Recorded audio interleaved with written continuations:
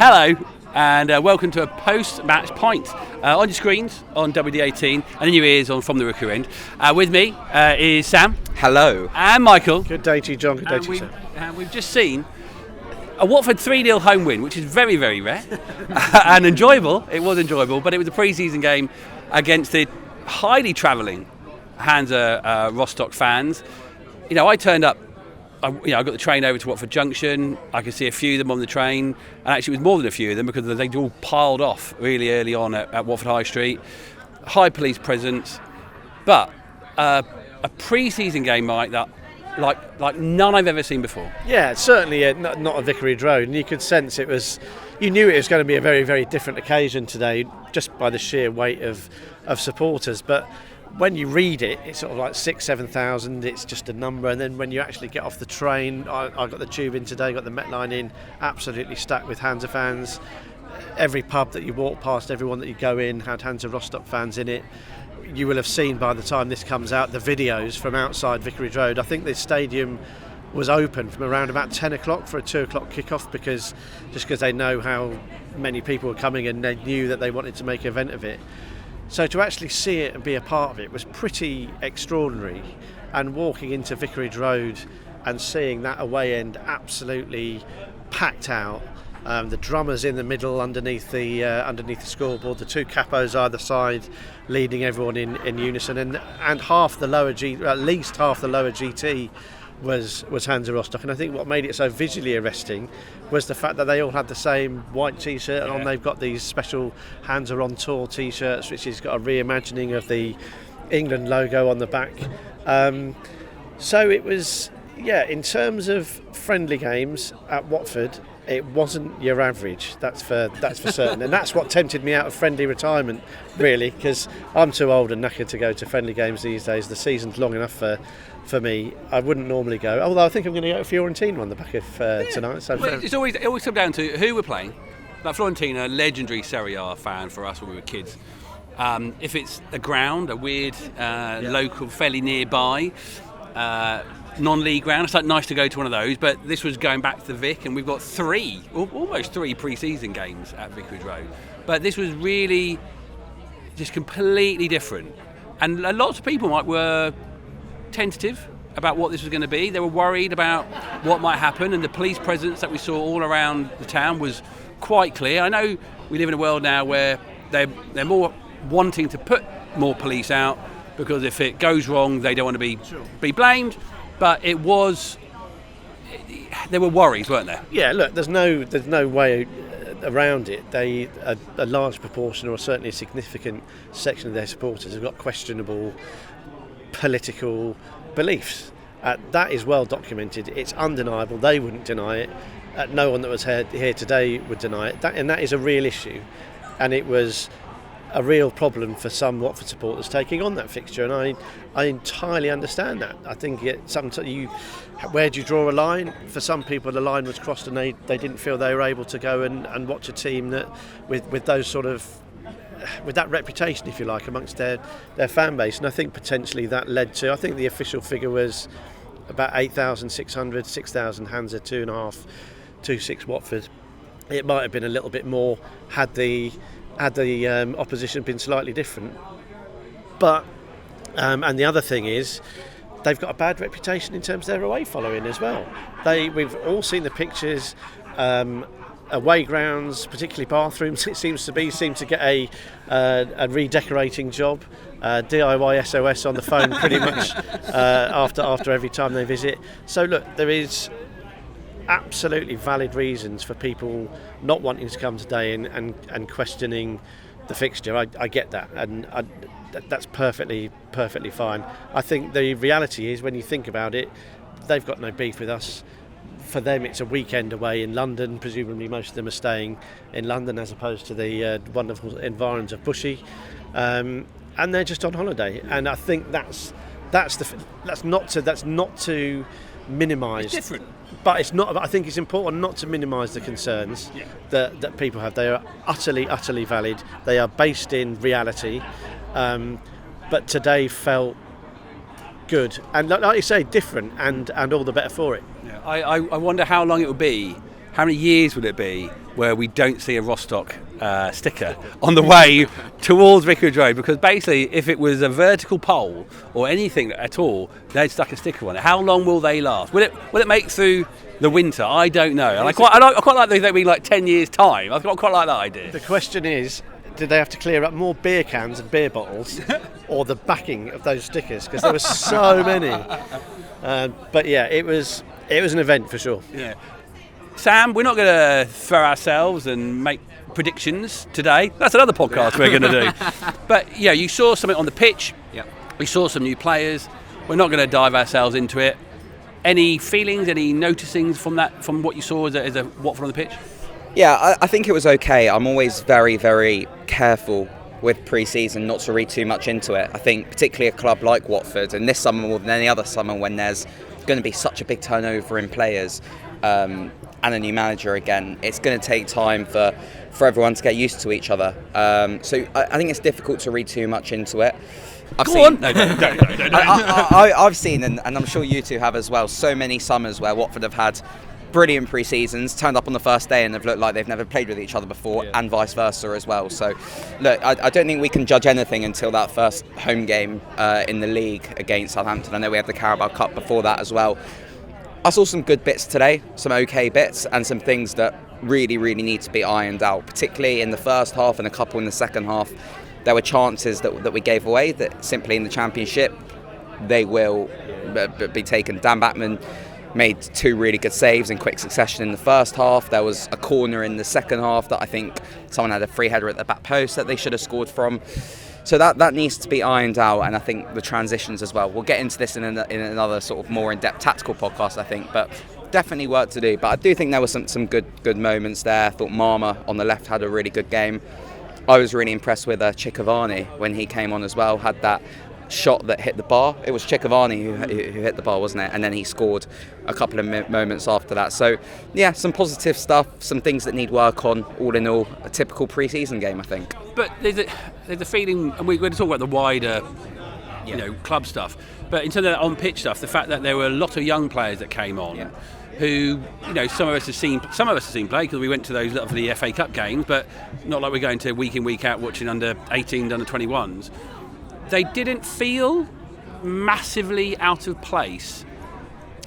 I think an element of that is the opposition. Hansa Rostock, I'm not sure where you'd put them if they were in the English football pyramid, but probably we were talking afterwards, would Boreham Wood give them a game, and they probably would. Yeah, they were poor, weren't they? Yeah. Sam's absolutely right to point out that a better standard of opposition would have scored goals against us today, and it was effectively a walk in the park really for Watford this afternoon. It's a good point worth making. Yeah, so I mean that's not to discredit those young players coming on who didn't look out of place with those players, and it's good for them to get a run out with those more senior players, that experience as well. And I think as well, again, a bigger picture question, but we are sort of backed into a corner at the moment, having to use these younger players because of how thin the squad is, particularly in that in those defensive areas, I think, as well, where we're particularly light. So it's a good opportunity for them, and as it stands, we are going to need them this season as well. So give them as much bedding in time as we can now. I think some of them have been almost knocking on the door for a while, particularly someone like Leo Ramirez Espan. Amin Nabazada had a really good first half today, scored a good goal. So yeah, it's a case now, I think, for a lot of those of going from knocking on the door to not cementing starting places, but being regularly involved in the first team. It looks like we're going to need them. We've had a lot of conversations in our WhatsApp groups, all the rest of it. Like, we are our 17th season now doing From The Rookery End. We're almost back to where we were when we first started with the Del Bennett's and the Lee Hodgsons. We are going to see them a lot more, and I suppose it's part of the bigger picture where we're looking at now. With, like I say, we're not going to read and do too much into that, but we've seen several things happen over the last months, but mainly years. We've seen, firstly, I'm going to use the word dismantling, and you can pick me up on that if you want to, Mike. The dismantling of the academy, where they are removing the under-21, focusing on the under-18. We've seen this week the announcement that they are selling the women's team. There's lots of reasons why they're doing that. We've also sort of seen players leave, many of them because of whatever they're doing, and they were loans and they were moving on, or They were never going to be permanent. They're Udinese players. And all we've seen replace are Udinese players, part of the family. Did one of those, either of those three things, worry you the most about our football club? I don't think one of them worries me more than the other. I think they all combine to tell us what we already knew, which is that finances are a major issue for the football club. It would appear to the layman that Gino Pozzo isn't investing any money in the club. I think that's probably been the case for a little while now. We've known that in the summer we've had to sell players to the value of X to bridge the gap, that we know we make a loss. The accounts tell us that. And then any investment has to be raised by player sales. That is just the way it's been, regardless of views on the owner. That's again my 40th anniversary being Watford fan is this August. When John Barnes got sold, but when John Barnes got sold, there was a reason he got sold way back then. That's not brand new.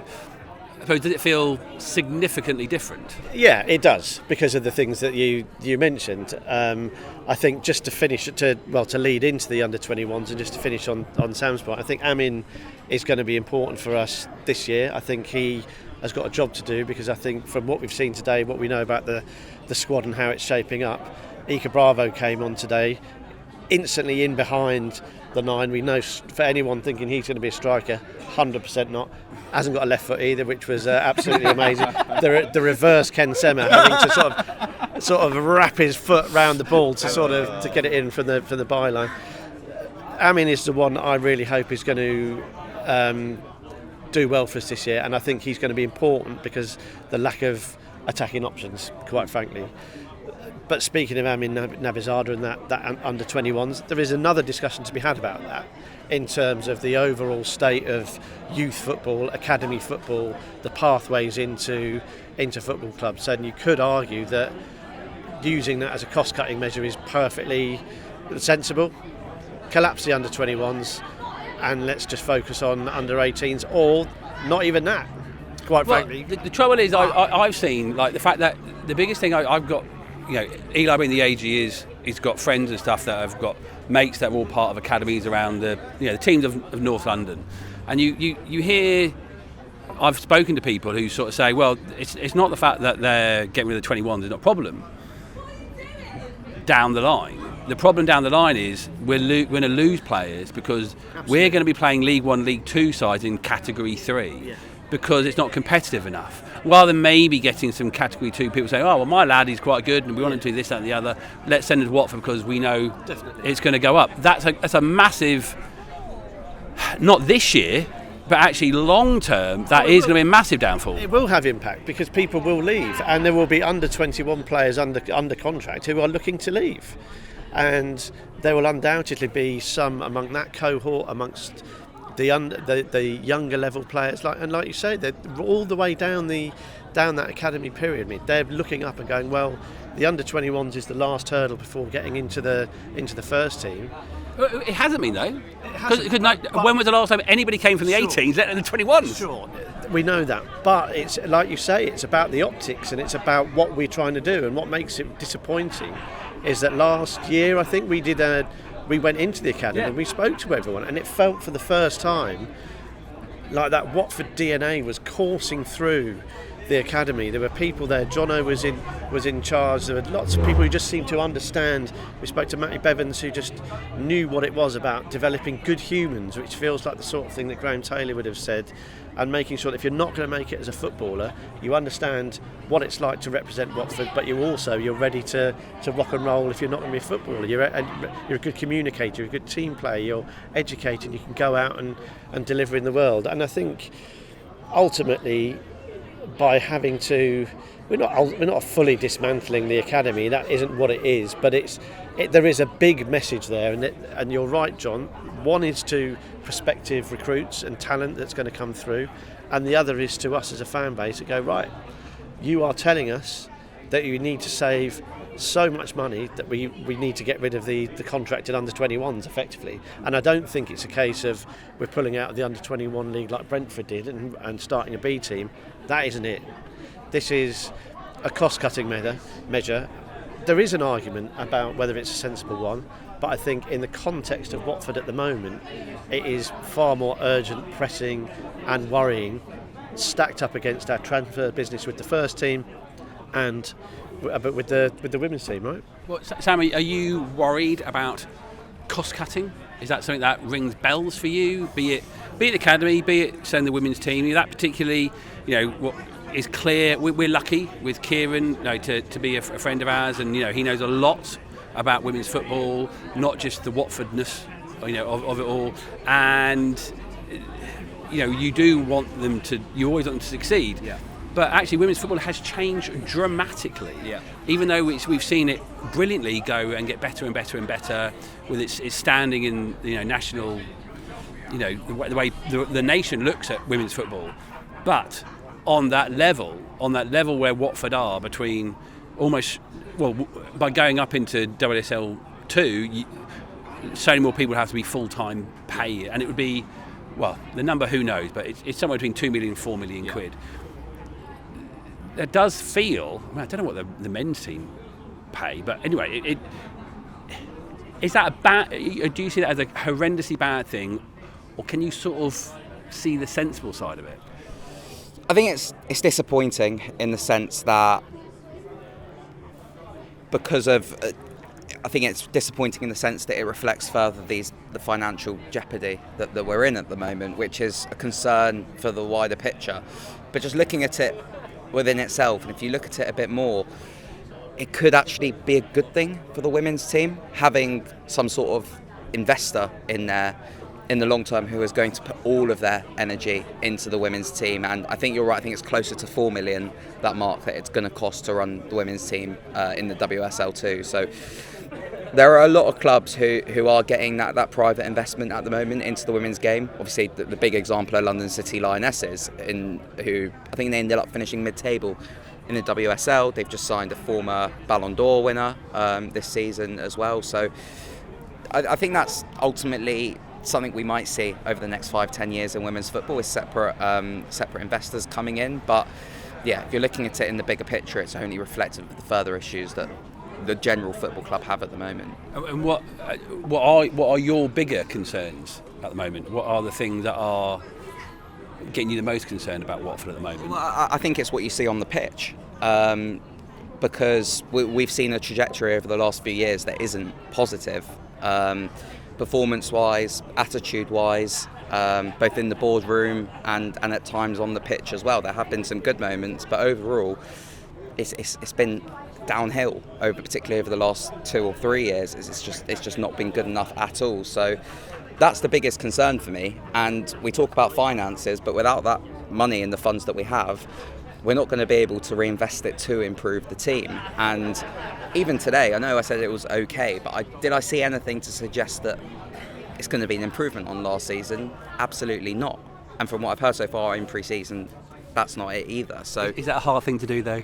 Is it hard to improve on last year? I sound like I know. And I also just realised I sound like I contradicted myself by earlier saying you can't read too much into pre-season. But I have felt like this pre-season, the mood has been very, very different. And I know you two have experienced a lot more pre-seasons than me. But there is always, within the fan base as a whole, or I can only speak for myself here, but there is always, regardless of the state of play with Watford, an excitement going into pre-season. It's a clean slate, new kit, new players, and a sense of excitement. This season I haven't sensed that, not just within me, but within the general fan base, because the mood is just, it's going to be a tough season. Yeah, I mean, we're sitting here on a beautiful sunny day in a beer garden, having enjoyed a really sort of interesting, unique afternoon watching football. Watford have won, we've scored some goals, we get to see the kit for the first time. People have seen each other. Do you like the kit, Mike? Do you like your fan? I really like it, yeah, I'm a big fan, yeah. It's good kit. So it's easy to forget, pint in your hand, nowhere to be, mates all around, that sort of stuff. The end of last season was diabolical. It was amongst, I reckon it's probably the worst I've seen in terms of the way that team just folded, just capitulated entirely. Sam, you'll have been at away games like I was towards the run-in, and I've never seen a Watford side like that. I don't mind being crap and giving your all and coming up short. That's one thing. folding like that, like we did, and that is more than just about. We had players who are better than that. We had good enough talent in enough areas of the pitch. We were nowhere near the finished product for sure, but we had good enough players in enough areas to be better than we were, and that stems from up top in terms of the entire culture of the place, and Sam's absolutely right. What happens on the pitch really is the litmus test. That's what everyone. You either go to a game and watch it with your own two eyes, or you watch it on the Football League show, or you open the paper and you read the results. That's what it is. That's what it's all about. And for far too long, Watford have been nowhere near it. And last year, the second half in particular, was not even that. We weren't even close to getting nowhere near it. It was pathetic. And how you fix that it's a bigger question. I think we all know the answer. I think we need a change of ownership for the reasons that we've said at the top, which is Gino Pozzo isn't prepared or able to invest any money in the football club. He's doing an okay job of keeping the lights on. We haven't gone bust just yet. No. And these players come off the conveyor belt. Marma played again today and looked good. He is going to earn us a small fortune again.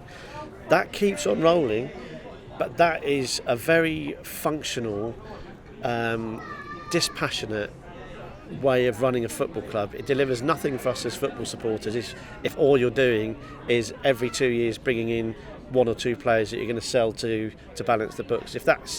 That ultimately is how it has felt for a significant amount of time. In isolation, all the things that we've talked about, the under-21s, there is a massive argument about youth football. Women's football, I think, is fascinating in the way that they've tried to accelerate the growth of the game, but there has to be an element of organic growth with the game, and they've tried to make the product more than it is already. So WSL2, the requirements that are placed on clubs are burdensome and expensive, and ultimately you might get 1,000 people at a game, you might get 200. So the product doesn't match. It's not commensurate to what you're being expected to budget for. So in isolation, all these things, there are conversations to have about them. But as Sam has rightly said, what's the crux of the matter? What is the meat and potatoes of this football club? It's the first team, and there is still huge, honking great questions about what team is going to take to the field. They've got an extra week, obviously. The first game is the Carabao Cup against York or Crawley. But who is going to take to the field against Southampton? And as we sit here today, there are massive question marks over how competitive that side is going to be, and whether they're going to break free of these cultural shackles that have knackered us for far too long. Because the argument, Sam, a little bit is, if you told me, well, we're not going to invest 4 million quid in 2 to 4 million quid in the women's team, that's going to go on the men's team, and what you've talked about on the pitch is it'll benefit that. Yeah. Is that all right with you?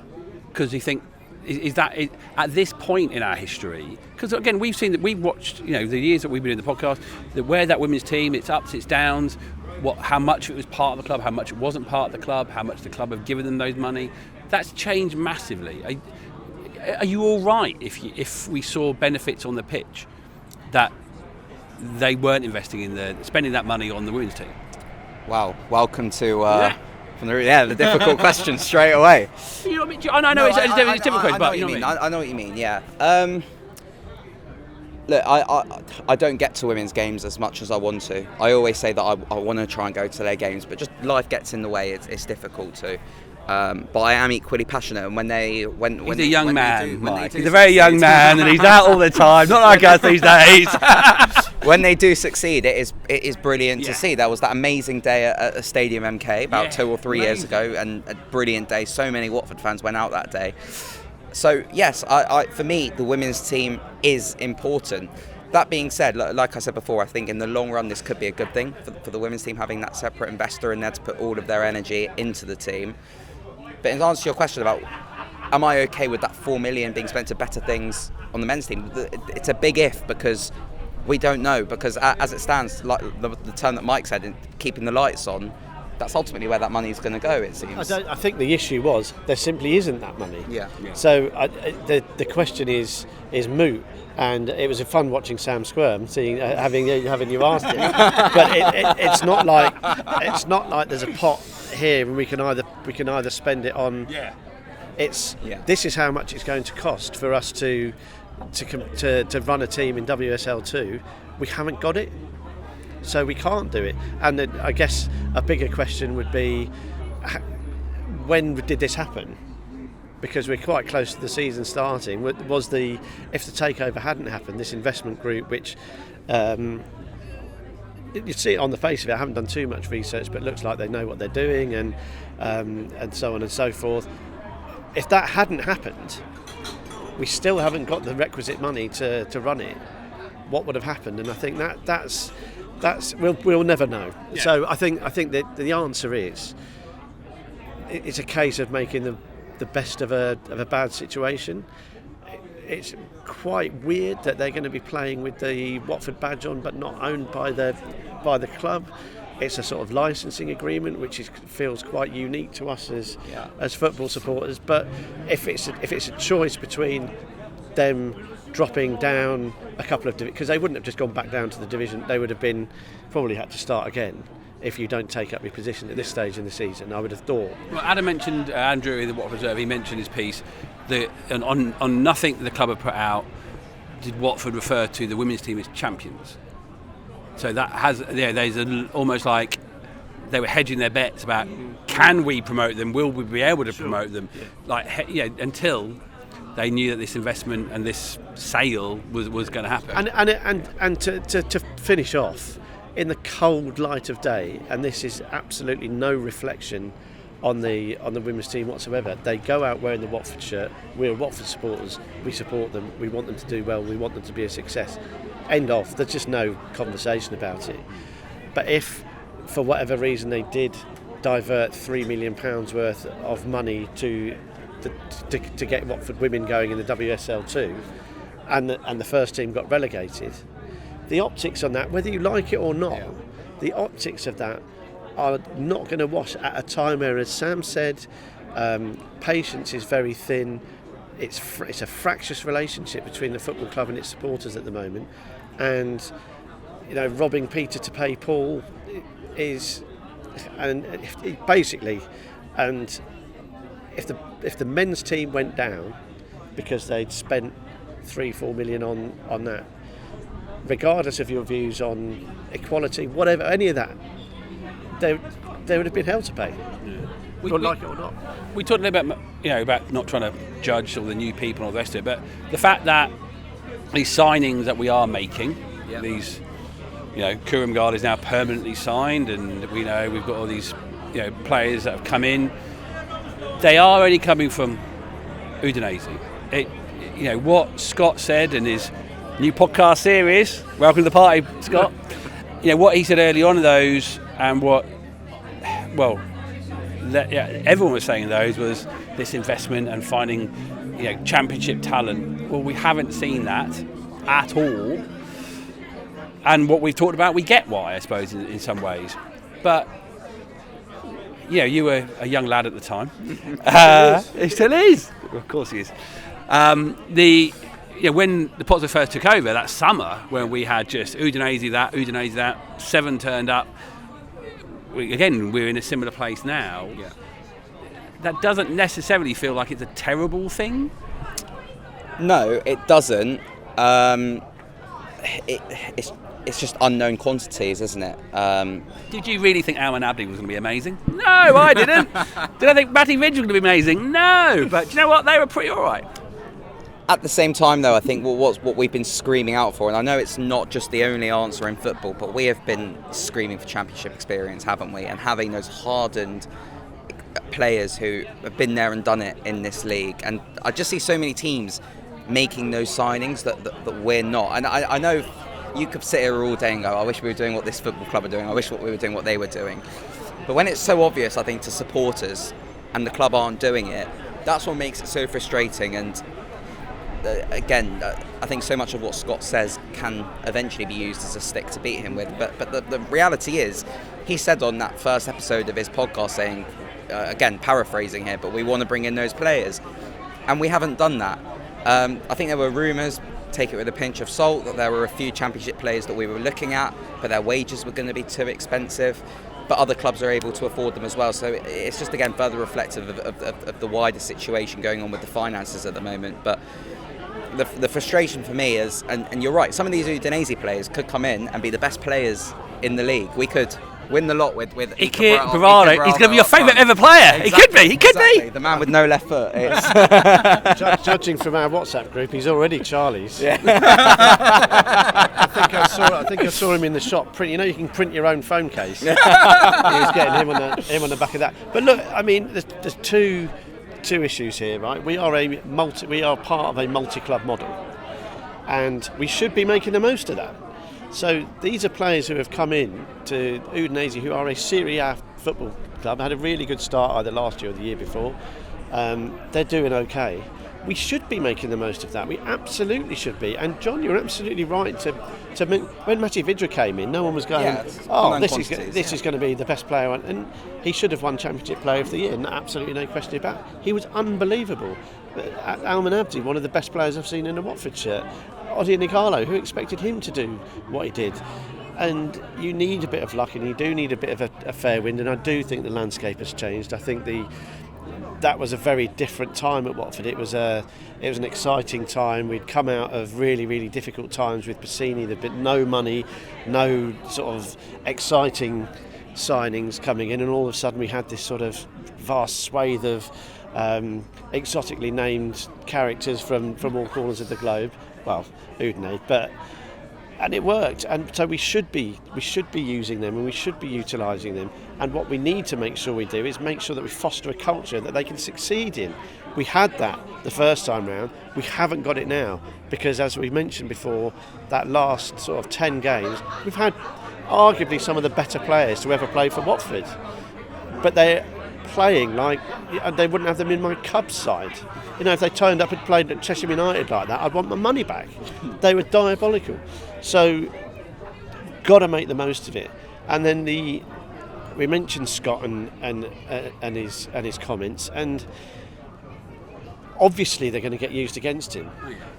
What he was saying was what every fan wanted to hear. We want Championship ready players to come in, because that's what anyone who's watched football that is the quickest band-aid to sorting this out.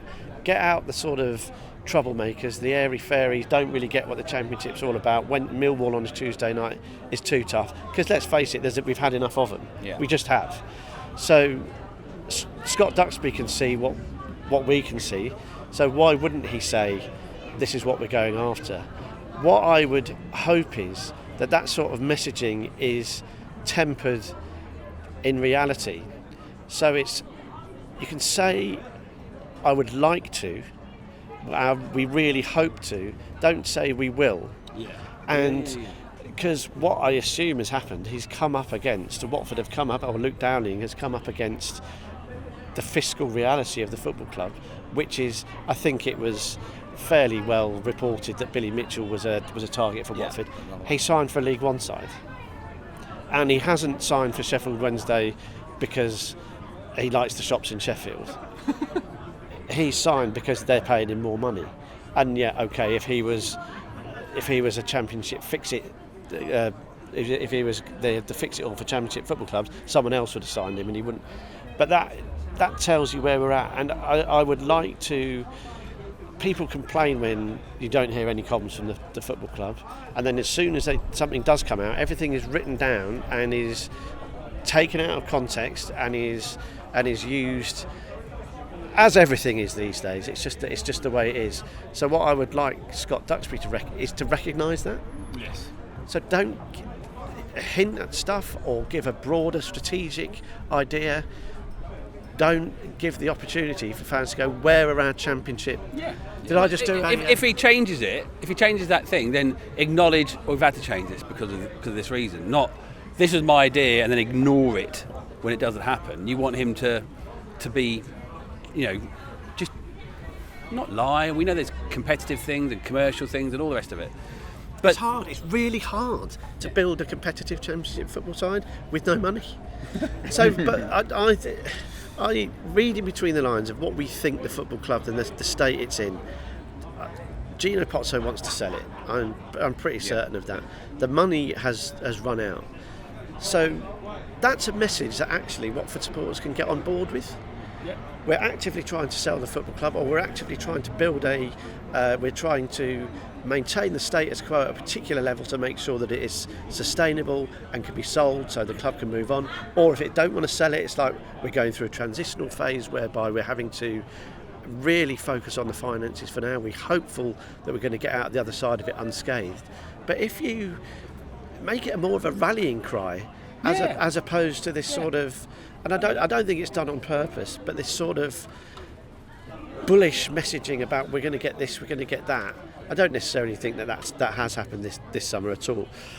But almost come out and say, lads, we are struggling here. We're doing our best. We're doing what we can. You're going to see that it means some cost cutting. You're going to see that the first team isn't going to be as blessed as it has been. But we're doing this for the long-term future of the football club, whether that's a sale or whether it's to get through a period of financial difficulty.